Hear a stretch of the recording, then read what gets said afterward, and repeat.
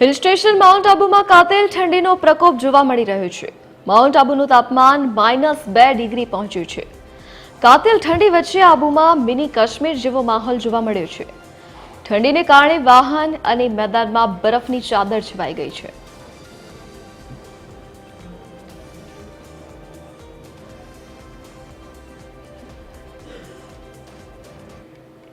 રાજસ્થાનનું hill station કહેવાય તેવું mount આબુમાં અત્યારે અમારી ટીમ પગ જો કે બનાસકાંઠાની નજીક આવેલું એવું માઉન્ટ આબુ ગણાતું ત્યાં અત્યારે ઠંડીનો ચમકારો વધ્યો છે.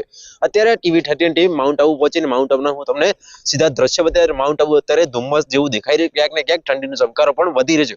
જો કે અત્યારે પ્રવાસીઓ પણ અત્યારે તો વહેલી સવારે નથી દેખાય, કેમ કે અત્યારે ઠંડીનો ચમકારો એટલો છે કે પ્રવાસીઓ પણ અત્યારે તો માર્કેટ તથા બજારમાં નથી દેખાતા. પણ અત્યારે TV13 ટીમ અત્યારે પાર્કિંગમાં પહોંચી છે.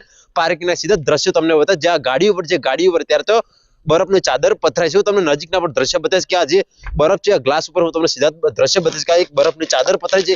એક જ ગાડીની તમામ ગાડી જે પાર્કિંગ ગાડી પર છે, તમામ ગાડીઓ પર અત્યારે તો બરફની ચાદર પથરાય છે. કે ગાડીઓ નહીં, માઉન્ટની તમામ જગ્યા પર અત્યારે તો બરફની ચાદર પથરાય જોવા જો કે આ દ્રશ્ય અત્યારે ઠંડીના છે. જો કે બીજી તરફ વાત કરું તો અત્યારે માઉન્ટ આબુ પણ અત્યારે તો ઠંડીના ચમકારે લાલ આંખે દેખાય છે. બીજી તરફની વાત કરવામાં તો માઉન્ટ આબુ અત્યારે હું તમને માઉન્ટ આબુના સીધા દ્રશ્ય બતાવી. અત્યારે માઉન્ટ આબુનું સીધું આ માર્કેટ છે, આ માર્કેટ અત્યારે બજાર છે. આ બજાર અત્યારે તો ખાલી ખમ જોવા મળી છે, કેમ કે અત્યારે ઠંડીનો ચમકારો એટલો બધો છે કે અત્યારે પ્રવાસીઓ પણ અત્યારે તો દેખાય નહીં. જો કે વાત કરો તો ગુજરાતી પ્રવાસીઓ પણ ઠંડીની મોજ માણવા માટે માઉન્ટ આબુ તો પણ આવી રહ્યા છે, પણ અત્યારે પ્રવાસીઓ પણ નથી, કેમ કે અત્યારે ઠંડીનો ચમકારો એટલો કાતિલ છે કે કંઈક અલગ છે. હું તમને સીધા દ્રશ્ય બતાવી. અત્યારે માઉન્ટ આબુ ધુમ્મસ પણ દેખાય છે. જો કે વાત કરો તો ઠંડીનો ચમકારો એટલો ક્યાંક વધારે દેખાઈ રહ્યો કે અત્યારે તો મોંમાંથી બોલીએ તો પણ અત્યારે તો દુહાળો દેખાય. એટલે ક્યાંક ને ક્યાંક ઠંડીનો ચમકારો અત્યારે માઉન્ટ આબુમાં કંઈક અલગ જ દેખાઈ રહ્યો છે.